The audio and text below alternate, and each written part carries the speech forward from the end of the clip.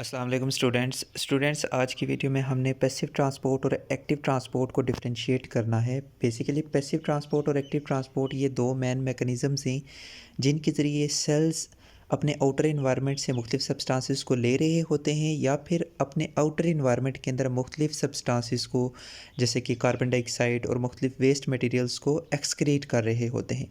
अब ये passive transport और एक्टिव ट्रांसपोर्ट को हम किस तरह से डिफरेंशिएट करते हैं। आपको पता है जितने भी हमारी बॉडी के जो सेल्स हैं या जितने भी ऑर्गेनिजम्स हैं उनके अंदर जो सेल्स मौजूद होते हैं वो सेल्स सेल मेम्ब्रेन के ज़रिए मुख्तलिफ सब्सटेंसेस को इनटेक करते हैं। सेल मेम्ब्रेन सेल की बाउंड्री होती है, इसी के ज़रिए वो मुख्तलिफ सब्सटेंसेस को ले रहे होते हैं और इसी के ज़रिए वो मुख्तलिफ सब्सटेंसेस को एक्सक्रीट कर रहे होते हैं। ये सेल मेम्ब्रेन फॉस्फोलिपिड्स से मिलकर बनी हुई होती है।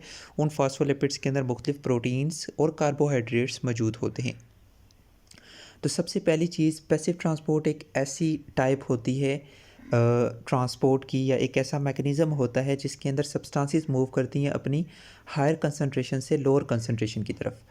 इन passive transport substances are molecules move from their region of higher concentration to their lower concentration.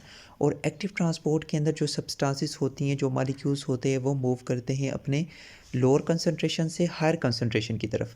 अब जब भी कोई सब्सटेंस, कोई मॉलिक्यूल अपनी लोअर कंसंट्रेशन से हायर कंसंट्रेशन की तरफ मूव करता है तो वो एनर्जी को यूज़ करेगा, वो एटीपी को यूज़ करेगा। तो एक्टिव ट्रांसपोर्ट के अंदर एटीपी यूज़ होगी जबकि पैसिव ट्रांसपोर्ट पैसिवली होगी, मतलब इसमें एनर्जी यूज़ नहीं होगी। तो दूसरा डिफरेंस ये है कि पैसिव ट्रांसपोर्ट के अंदर सब्सटेंसेस मूव करती हैं down the concentration gradient. Down the concentration gradient का मतलब होता है हायर कंसंट्रेशन से लोअर कंसंट्रेशन की तरफ। और एक्टिव ट्रांसपोर्ट के अंदर सब्सटेंसेस मूव करती हैं against the concentration gradient. Against the concentration gradient का मतलब होता है सब्सटेंसेस लोअर कंसंट्रेशन से हायर कंसंट्रेशन की तरफ मूव करती हैं। और पैसिव ट्रांसपोर्ट के अंदर एटीपी को, एनर्जी को यूटिलाइज़ नहीं किया जाता, जबकि एक्टिव ट्रांसपोर्ट के अंदर एटीपी को यूज़ किया जाता है मुख्तलिफ सब्सटेंसेस को मूव करवाने में। पैसिव ट्रांसपोर्ट की फर्दर एग्जांपल्स है डिफ्यूजन एक ऐसा प्रोसेस होता है जिसमें सिंपली सब्सटेंसेस अपनी हायर कंसंट्रेशन से लोअर कंसंट्रेशन की तरफ मूव करती हैं बाय क्रॉसिंग फॉस्फोलिपिड बायलेयर।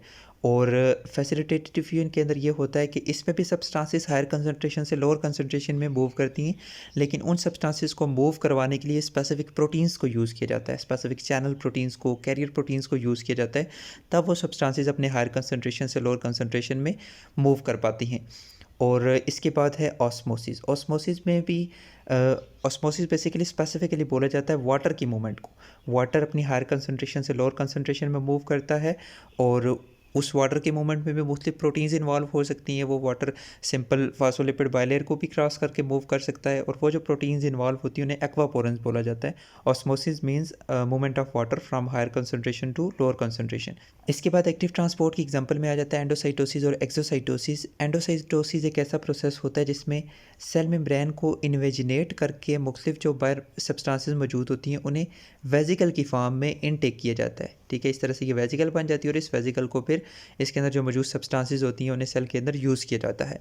और एक्सोसाइटोसिस में क्या होता है कि कोई भी वेजिकल होती है उसे हमारी ऑर्गेनेल्स बनाती हैं और वो वेजिकल जाकर सेल मेम्ब्रेन के साथ फ्यूज़ करती है। इस वेजिकल के अंदर कोई वेस्ट हो सकता है, मुख्तलिफ यूज़फुल चीज़ें हो सकती हैं और ये वेजिकल जाकर सेल मेम्ब्रेन के साथ फ्यूज़ करती है और फिर इन वेजिकल के अंदर जो भी सब्सटेंसेस होती हैं उन्हें सेल से बाहर रिलीज़ कर दिया जाता है। तो इसके बाद हमने facilitated diffusion, osmosis, diffusion, endocytosis, exocytosis के भी डिफरेंस को देखना है। शुक्रिया, अल्लाह हाफिज़।